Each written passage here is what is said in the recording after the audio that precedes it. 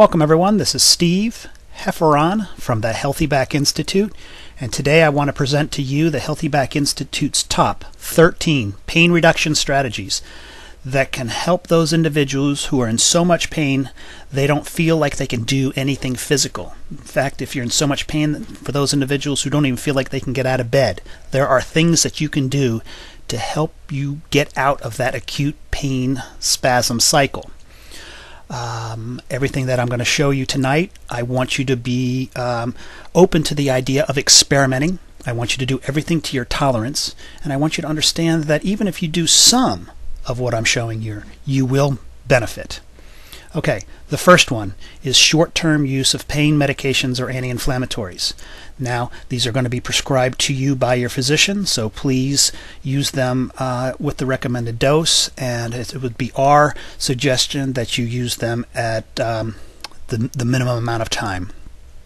The second strategy is to understand that as soon as you have pain, or as soon as you get your diagnosis, you're going to have a certain amount of fear, worry, and doubt. Now that fear, worry, and doubt is going to create stress, and that stress is going to create stress and tension in the muscle. I want you to understand that as you build your knowledge, your understanding, your awareness about your condition, about what is possible, you can reduce that fear, worry, and doubt simply by studying. And that can help reduce the stress and thus reduce some of the pain. The third one is to limit the amount of time you spend in bed. Now again, it's going to depend on the severity of the condition, but lying in bed is not going to be your best friend. Okay, I don't know how long you're going to stay there. I don't know the duration, but certainly trying to get yourself out of bed as consistently and continuously as possible is going to help you get yourself to the next level. Now, the fourth one are breathing techniques. There are literally thousands of breathing techniques in Alice Brewmeister's book, The Touch of Healing. She describes a 32 breath method. My friend Jeff Prybeck has a 9 breath method, the warrior breath method.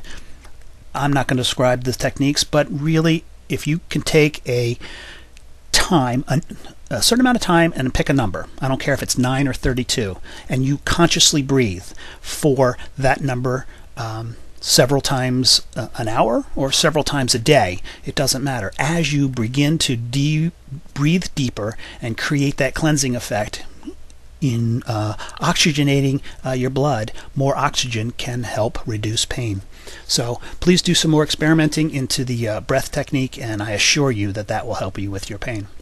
The fifth one is the use of topical pain creams. The really exciting part about the topical pain creams nowadays is that they have both ingredients for anti-inflammatory, for pain, and for healing of the tissue. The little tip that I give people is use the pain cream immediately after getting out of a hot shower. Your skin is nice and red, and it has all the blood flowing. The pores are open, and it can absorb right into the skin and intensify the effect. The sixth technique is sound nutrition. Now we know that there are foods that help, and we know that there are foods that hurt. Here at the Healthy Back Institute, we've written extensively on these topics, so we would encourage you to come back to the site and to read as much as you can about sound nutrition for healing. There are supplements. Just to name a few, there are proteolytic systemic enzymes that can help with pain and inflammation.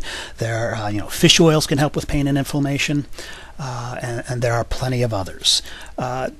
We highly recommend that drinking more water is a must. Kind of the rule of thumb is half an ounce per pound of body weight. So if you weigh 100 pounds, we suggest that you drink at least 50 ounces of water throughout the day. Again, under the sound nutrition, we believe that keeping the colon cleansed is another very, very important aspect. We know that anybody on a narcotic is going to become constipated, and any form of back pain, you do not want to be constipated. So do some research into some teas, powder mixes, or capsules. It doesn't matter. Find a way to keep your colon moving.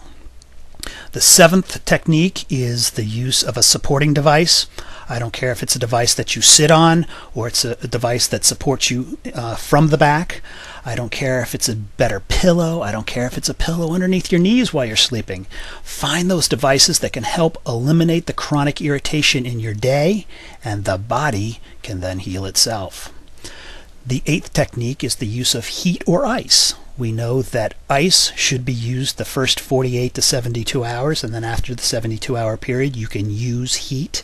I like using ice massage techniques where you would fill up a Dixie cup, put it in the freezer. As it becomes a ball of ice, then you can rip off the top layer of the Dixie cup and apply the ice directly to the skin. You can go in linear motions along the muscles or in circular motions, apply enough pressure.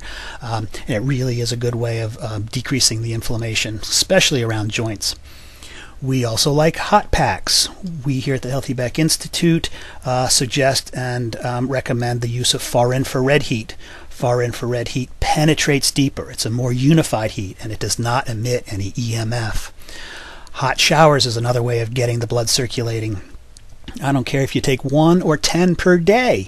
If it can help you get motivated and get yourself to the next level, do it. This is all an experiment. Number 9 is the use of inversion therapy. Now, again, this requires the use of an immersion table. However, inversion can help decompress the spine. It can help, move and circulate fluids. It can help uncompress the muscles, and it can really help relax them to take the muscle out of that pain spasm cycle. Trigger point therapy is another one of my favorite techniques. Again, it doesn't require you to do anything physical except to get on the floor and lie on this device to help eliminate the trigger point. And if you can control the trigger point, in some cases the pain can go away almost instantly. Number 11 are the healing arts, and the healing arts would be inclusive to massage, acupuncture, qigong, aromatherapy, Bowen therapy, cranial sacral therapy, and even all of the energy healing techniques. Now again, remember, you don't go to one of these techniques or find somebody who can do it for you in the expectation that it's going to heal your pain. You go there in the expectation that it's going to help you get to the next level. The 12th technique really has to do with the mindset or the motivation and setting goals. I believe that you should set daily goals, weekly goals, monthly goals, and year-end goals. And you should review those goals daily. I just got a book from Brian Tracy called Goals, How to Get Everything You Want Faster Than You Ever Thought Possible. Absolute fantastic audio and book combination. Highly, highly recommend it for everyone and anyone going through either business or health-related issues. The 13th strategy does become physical, and really it has to do with exercising. Exercising can be as the basic form as walking. Should you walk with back pain? Absolutely. If that's the only thing you can do to get your blood flowing, to get your muscles going, to keep your heart circulating, do it. As you get better, go longer. As you get better, try going up hills. The second technique in the exercise category would be water exercises. I don't care if it's water aerobics. I don't care if it's water walking. I don't care if it's swimming. The water is very, very good because it decompresses the spine, it eliminates gravity, and it gives you a little bit of resistance. Fabulous. Now, the third aspect under exercises is to make sure that you're not exercising in a way that's hurting you. Meaning, there are some muscles on your body right now that are already too strong. So you don't want to continue to strengthen those muscle groups. And there are some muscle groups that are already too flexible. So you don't want to stretch them. So we suggest that you use muscle balance therapy to identify which muscles are tight, which muscles are weak, and to make sure that you're doing the most specific and targeted exercises for you to make sure that your body is as neutral, balanced, as stable as possible. All right, that's my top 13. I want to leave you with this real quick message. It's a Chinese proverb, and it basically goes like this, that no storm in nature lasts forever. And if you correlate that to your body, you can to say to yourself that I'm not going to have this pain forever.